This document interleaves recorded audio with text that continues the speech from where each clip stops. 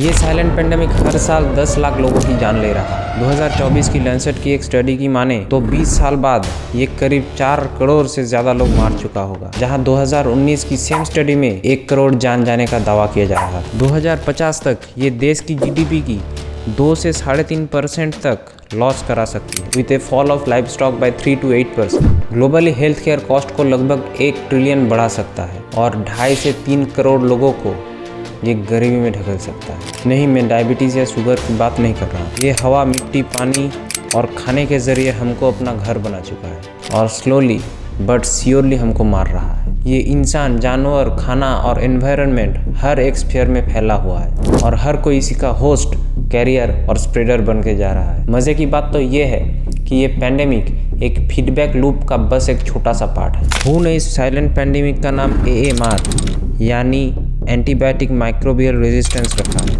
ये AMR 2025 से लेकर 2050 तक हर साल पिछले साल के मुकाबले 75% ज़्यादा लोग मारेगा, जो 47 लाख से बढ़कर 88 लाख तक बन सकता है। AMR एक ऐसा फिनोमेनन है जिसमें बैक्टीरिया, वायरस, फंगी जैसे माइक्रोब्स किसी भी एंटीबायोटिक दवाई को लगातार यूज़ होने के कारण उससे फाइट करने की कैपेबिलिटी जनरेट करने लगता है अपने जीन्स में, जिसके कारण उस पर्टिकुलर दवाई को और भी ज़्यादा डोसेज या फिर कॉन्सेंट्रेट में यूज़ करना पड़ता है उसी सेम माइक्रोब्स को मारने के लिए। फिर भी उससे काम होगा कि नहीं, कोई गारंटी नहीं है। AMR एक मल्टीफेसेटेड इशू है जिसे हमको वैसे ही ट्रीट करना होगा, और क्योंकि इसका वेरिएशंस हर एक जियोग्राफिक एरिया में अलग अलग है, तो इसके लिए लिया गया स्टेप हर एक देश, यहाँ तक हर एक एनवायरनमेंट में अलग ही होगा, जो इसे और भी ज़्यादा अनप्रेडिक्टेबल बना देता है।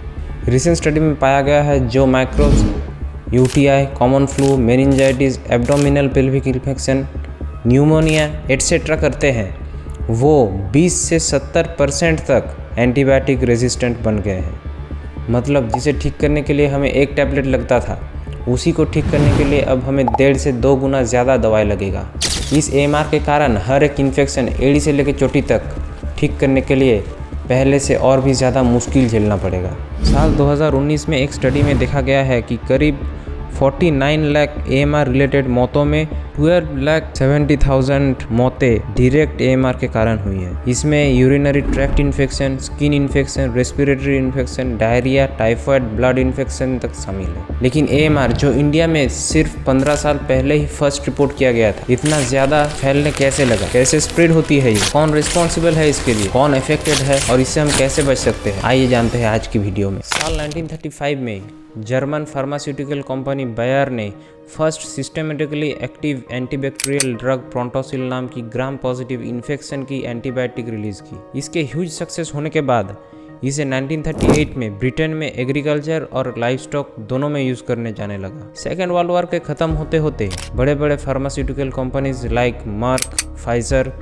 एंड अमेरिकन साइनामाइड्स सिंथेटिक और बायोलॉजिकल एंटीबायोटिक के लीडिंग प्रोड्यूसर बन गए। ये कंपनीज गाय भैंस की मास मेडिकेशन करने लगे, जिससे इनका प्रोडक्शन भी बढ़ा और हाई लेवल केयरिंग कॉस्ट भी घटा। साल 1948 में मर्क की सल्फाक्विनोक्सलिन ऑफिशियली पोल्ट्री फार्मिंग में रूटीन यूज किया जाने लगा। धीरे धीरे कमर्शियल भी हाइव्स, फिश फार्मिंग और डेयरी सेक्टर में भी एंटीबायोटिक्स की यूज बढ़ने लगी और प्रॉब्लम यही से शुरू। हमें ये तो पता है कि necessity is the mother of invention, लेकिन हमें नेसेसिटी और डिजायर के बीच में डिफरेंस नहीं दिखाई देता। यही डिजायर से ग्रीड जन्मा, जो आज एक ऐसा राक्षस पैदा कर दिया जो पूरी इंसानियत को खत्म कर रहा है। 1990s में भारत में लिबरलाइजेशन होने के बाद agriculture, livestock, poultry farming, fisheries, इन सारे सेक्टर्स में प्रोडक्टिविटी में बूम आया, क्योंकि सेम टाइम पीरियड में जॉब अवेलेबिलिटी भी बढ़ने लगी, तो लोगों के इनकम भी बढ़े, जिससे उनकी कंजम्पशन भी बढ़े। इस आर्टिकल के मुताबिक इंडिया में बस 20% ही वेजिटेरियन है, बाकी 80% नॉन वेजिटेरियन है। दो स्टेट वाइज इसमें बहुत वेरिएशंस होते रहते हैं, लेकिन ये एक बहुत बड़ी अपॉर्चुनिटी बन गई लाइफ स्टॉक फार्मिंग कंपनीज के लिए। जब ज़्यादा से ज़्यादा लोग गरीबी से निकलने लगे तो उनकी मीट कंजम्पशन भी धीरे धीरे बढ़ने लगा, तो अब ये एक फीडबैक लूप बन गया। ज़्यादा इनकम मतलब ज़्यादा कंजम्पशन मतलब ज़्यादा फार्मिंग, और कंपनीज तो बैठी ही है प्रॉफिट कमाने के लिए। इसके लिए एक्सप्लॉयटेशन जितना भी चाहे हो जाए, किसको फर्क पड़ता है। इंडिया दुनिया का largest milk producer with 230 million ton, third largest egg producer है और fifth largest broiler meat producer है। इस मैसिव प्रोडक्शंस के लिए इतना ज़्यादा एंटीबायोटिक्स यूज़ किया जाता है कि कि आपको कोई अंदाज़ा भी नहीं है। सेंटर फॉर डिजीज डायनामिक्स के डायरेक्टर रमानंद लक्ष्मीनारायण के अनुसार पोल्ट्री की इतना ज़्यादा डिमांड के कारण एंटीबायोटिक्स का यूज़ अभी से 312% तक बढ़ सकता है। और मैक्सिमम फार्मर्स को तो ये भी पता नहीं है चारे के साथ ये एंटीबायोटिक्स मिक्स होके ही आता है। उनकी स्टडी किए गए 18 में से 12 फार्म्स में एंटीमाइक्रोबियल को ग्रोथ प्रोमोटर्स के हिसाब से दिया जाता है, जिनमें से 9 फार्म्स के मालिक ने इसका यूज एक्सेप्ट भी किया है। स्वीडन ने 1986 में मतलब करीब 50 साल पहले ही एंटीबायोटिक्स का use as a growth promoter ban कर दिया था। इसका मतलब हम लोग 50 साल से भी ज़्यादा पीछे रह गए, क्योंकि इसके बारे में तो हम लोगों को पता भी नहीं है। इंडिया में फार्मर्स कहते हैं कि पोल्ट्री के लिए हाइजीन और सैनिटेशन से ज़्यादा अच्छा तो एंटीबायोटिक्स ही है, क्योंकि लेबर्स अनस्किल्ड है। कई फार्म्स में तो 50,000 पोल्ट्री चिकन्स को ठूस ठूस के रखा जाता है। लेकिन ये हैरान होने की बात नहीं है। हैरानी तो तब होती है जब CDSCO और FSSI जैसी गवर्नमेंट एजेंसीज अपनी ऊपरी का ख्याल ज़्यादा रखने लगता है। धड़ल्ले से एंटीबायोटिक्स को यूज़ करके इनको बस 7 से 9 वीक्स के अंदर मार्केट रेडी किया जाता है। If you want to make a chick into a bird on the table, normally it takes about 6 weeks to 12 weeks. If you want it in 3-4 weeks, you have to give growth hormone into the chick. And if you give growth hormone and the chick goes faster, the chick gets lot of diseases. To prevent that, they load it with antibiotics. So today the egg that you get in the market is a combination of deadly antibiotics and hormones. All of us eat the egg in the morning. What happens is, all of us have these antibiotics in small doses, and they start developing resistance, and we have now got germs in the world which can kill all of us without any problem whatsoever, which we call as multiple drug resistant germs. गाय, भैंस, बकरी, सूअर, भेड़, हर एक life stock farming में same method use किया जाता है। और ऐसी कहानी सिर्फ लाइफ स्टॉक फार्मिंग के लिए नहीं, फूड क्रॉप्स के लिए भी सेम है। लगातार unlimited unchecked amount of antibiotics, pesticides, herbicides और फर्टिलाइजर यूज किया जाता है यहाँ भी to yield and increase production. Anuradha Chaudhary, एक PhD जो दिल्ली की VP चेस्ट इंस्टीट्यूट में माइकोलॉजिस्ट है, मार्च 2020 से सितंबर 2021 तक हैमिल्टन यूनिवर्सिटी के माइक्रोबायोलॉजिस्ट जियानपिन जी के साथ दिल्ली और नॉर्दर्न इंडियन ऑर्चर्ड्स में और मार्केट्स में सी ऑरिस, एक पैथोजेनिक ड्रग रेजिस्टेंट फंगस को ढूंढ रहे थे। इन टोटल उन्होंने 84 फ्रूट्स लाए, 62 एप्पल्स इंक्लूडेड, जिसमें 20 ऑर्चर्ड से थे और 42 मार्केट से। सैंपल टेस्ट के बाद पता चला कि हर एक एप्पल के स्किन में फंगल स्पीसीज है। इनमें से 13% कैंडिडा ऑरिस थे। ये फंगी स्किन में सीवियर इन्फेक्शन करता है और आसानी से स्प्रेड भी होती है। ये इतना खतरनाक है कि इसकी मोर्टेलिटी रेट 30% to 50% तक है। इन कंपैरिजन कोविड की मोर्टेलिटी रेट बस 1.45 था इंडिया में। एजोल एक पोटेंशियल ड्रग जो कि एस्परजिलस इन्फेक्शन से इंसान को प्रोटेक्ट करता है, वही सबसे ज़्यादा यूज़ होने वाली एंटी फंगल भी है एग्रीकल्चर में। ये एजोल्स ससेप्टिबल फंगी को तो मार देता है, लेकिन जो रेजिस्टेंट स्ट्रेन्स है, CDC के रिपोर्ट्स के अनुसार वो स्ट्रेन्स 33% ज़्यादा जाने ले रही है इसी इन्फेक्शन से। इसके अलावा यूनिवर्सिटी ऑफ नेब्रास्का लिंकन के कुछ रिसर्चर्स ने जुलाई 2021 के एक स्टडी में ये बताया कि एनिमल मैन्योर डायरेक्टली सॉइल में रेजिस्टेंट माइक्रोब्स और रेजिस्टेंट जीन्स कंट्रीब्यूट करता है।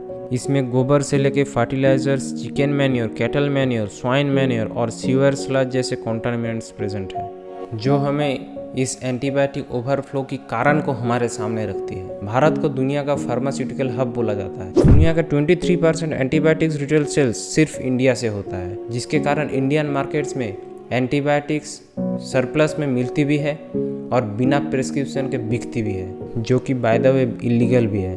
आप खुद को ही देखिए, थोड़ा सा बुखार आया तो पैरासीटामोल ले लिया। आपको शायद ये भी पता नहीं है कि फीवर बैक्टीरियल भी है या नहीं। फीवर तो वायरल या फंगल भी हो सकता है, लेकिन फिर भी हम वही दवाई लेते हैं। एक स्टडी के अनुसार लगभग 50% ऑफ पेशेंट को एक ना एक एंटीबायोटिक प्रेस्क्राइब किया जाता है दिल्ली में, जिसके कारण हम साइकोलॉजिकली भी यही चाहते हैं कि एक एंटीबायोटिक तो मैं भी डिजर्व करता हूँ। सेंटर फॉर डिजीज डायनामिक्स के कुछ रिसर्चर्स ने कंट्री रैंकिंग निकाली एंटीबायोटिक रेजिस्टेंस की, जहाँ स्कोर को 0 to 100 सेट किया गया। इस रिसर्च में स्वीडन का सबसे कम स्कोर है विथ 8.1, वहीं पे इंडिया का स्कोर 71.6 है और रैंक है लास्ट। इंडिया में एंटीबायोटिक्स मैन्युफैक्चर और सप्लाई सारे बड़े फार्मास्यूटिकल कंपनीज करते हैं। जेनेरिक हो या नॉन जेनेरिक। यहाँ से ये हॉस्पिटल्स के अंदर और बाहर बिकते हैं फार्मेसी में for human usages. Pharma track की प्राइवेट सेक्टर सेल्स की क्रॉस सेक्शनल एनालिसिस ने दिखाया कि इंडिया में डेली डोज ऑफ 5071 मिलियन में 47.1% सिर्फ अनअप्रूव्ड फॉर्मुलेशन शामिल है। इसके ऊपर ये देखा गया है कि 40 to 90% एंटीबायोटिक्स एक्टिव फॉर्म में बॉडी से एक्सक्रीट हो जाती है, जो सीवेज से होकर नदी में जाके मिल जाता है। दूसरी तरफ एंटीबायोटिक्स पेट्स और फूड स्टॉक, लाइव स्टॉक और एक्वाटिक फार्मिंग में ज़्यादातर बिना कोई हिसाब किताब के भी दिया जाता है। फिर यहाँ से फूड चेन में एंटर कर जाता है और पानी, मिट्टी, यहाँ तक हवा तक को भी नहीं छोड़ता। एंटीमाइक्रोबियल रेजिस्टेंस एक साइलेंट पैंडेमिक है। ये धीरे धीरे हर एक ऑर्गन को कमज़ोर बना देता है। और मज़े की बात तो ये है, इसको रोकने के लिए हम शायद और भी ज़्यादा वही सेम चीज़ करने लगते हैं, जो टेम्पररी तो रिलीफ दे देता है मगर नेक्स्ट वेव में शरीर को और भी ज़्यादा तोड़ मरोड़ देता है और ये साइकिल रिपीट होते रहता है। हम किडनी फेलियर, ट्यूबरकुलोसिस एटसेट्रा को दोष देने लगते हैं। दुख की बात ये नहीं है कि AMR इतना ज़्यादा जानलेवा है। दुख की बात ये है कि हम एज इंडियंस इसको जानते भी नहीं हैं। अवेयरनेस तो गई तेल में। रिसेंटली छठ पूजा का त्यौहार मनाया गया। यमुना जी और गंगा जी में करोड़ों की तादाद में लोग पूजा परंपरा पालन किए और इसी पानी में पेनिसिलिन, स्ट्रेप्टोमाइसिन, नॉर्फ्लॉक्सेसिन और भी 15-20 तरह की एंटीबायोटिक्स पाया जाता है, अलॉन्ग विथ हेवी मेटल्स और लाइफ थ्रेटनिंग केमिकल्स, जो आपकी माँ बहनों के लिए बहुत ही ज़्यादा खतरनाक है। जमुना जी में मैं नहाने आई हूँ। यहाँ पे बहुत ज़्यादा गंदगी है, नहाना भी ज़रूरी है। उसके बाद गंदगी से बीमारी भी हो सकता है, यही सब प्रॉब्लम है। पानी तो बहुत गंदा है, क्या करें, नाचार में नहाना पड़ता है। छठ पर्व करती हूँ हम लोग बांका में घर हुआ मेरा, तो हम लोग वहाँ सुल्तानगंज में नहाने जाती थी। वहाँ का बहुत अच्छा पानी है, तब क्या करें, फिर परिवार यहाँ रहता है तो आना पड़ा, इसीलिए अब की बार यहीं छठ करना पड़ा। इससे भी ज़्यादा बैड न्यूज़ ये है कि सरकार ये ठीक करने में सामर्थ्य नहीं है या फिर करते नहीं है। 140 करोड़ की आबादी की देश में 24,24,540 वाटर बॉडीज़ में सिर्फ 31 स्टडीज़ हुई हैं, जो अप्रॉक्सीमेटली 0.0013% होती है और ये सरकारी डाटा है। इसका एक और दूसरा साइड भी है, लालच। फार्मा कंपनीज ऑब्वियसली पैसा बनाता है बीमार लोगों से। जितना ज़्यादा बीमार लोग उतना ज़्यादा पैसा। इसीलिए ये शायद जानबूझ के मार्केट को अननेसेसरी मेडिसिन से भर देते हैं। इसके ऊपर गरीबी, इलिटरेसी, ओवरक्राउडिंग और मेलन्यूट्रिशन इसको और ज़्यादा बढ़ावा देता है। उसके ऊपर ये फार्मा कंपनीज कोई भी रेगुलेशंस को ना मान के अपने हिसाब से पानी में अपना वेस्ट प्रोडक्ट्स डंप कर देता है। एक इंस्टेंस में ये देखा गया है कि कॉन्ट्रासेप्टिव पिल्स जो डंप किया गया है पानी में, वो मछलियों की रिप्रोडक्टिव सिस्टम में भी खराबी कर रही है और इसी के कारण हर साल 56,000 बच्चे मर रहे हैं first line antibiotic resistant sepsis के कारण। सरकार चाहे तो ये सब रोक सकती है। 2017 में हू की रिकमेंडेशन से वन हेल्थ फॉलो करके नेशनल एक्शन प्लान बनाया गया था, उसको अभी तक ठीक से फॉलो नहीं किया जा रहा है। मोटिव शायद उनका अलग है। फार्मा कंपनीज कैश काव है सरकार और इंडस्ट्रियलिस्ट्स के लिए। 2024 में रिलीज की गई इलेक्टोरल बॉन्ड्स रिपोर्ट्स में ये सारे फार्मा कंपनीज के नाम बाहर आए हैं। इनमें सिर्फ मैनकाइंड और माइक्रोलैब्स ही पॉल्यूशन कंट्रोल करने में कैपेबल हुए हैं और हर एक कंपनी मोटे मोटे इलेक्टोरल बॉन्ड खरीदे थे, जिसके बाद उनके ऊपर कार्रवाई भी बंद हो गई थी जो कि उससे पहले चल रही थी। भारत में हेल्थ केयर सिस्टम एक स्कैम है। फिनाइल के बोतल से लेके ऑक्सीजन सिलेंडर तक, जन्म से पहले से लेके मौत के बाद तक, ये एक उदारचेता पेशा है जो नर पिशाचों का गढ़ बन चुका है। उसी देश में जब नेता लोग कुछ पैसे और पावर के लिए देश की हर एक इंसान को एक ऐसी पेंडेमिक की तरफ जानबूझ के ढकेल देता है जिसका पूरा कंट्रोल उन्हीं कुछ नेताओं के पास होता है, वहाँ स्वच्छ भारत अभियान, नेशनल एक्शन प्लान और आयुष्मान भारत जैसा इनिशिएटिव्स किसी कोने में रखा हुआ फर्स्ट एड बॉक्स की तरह धूल खाकर पड़ी रहती है, साल दर साल, सिर्फ ये याद दिलाने के लिए कि वो ज़रूरत तो है, लेकिन ज़रूरत के टाइम कोई इसको याद नहीं करता।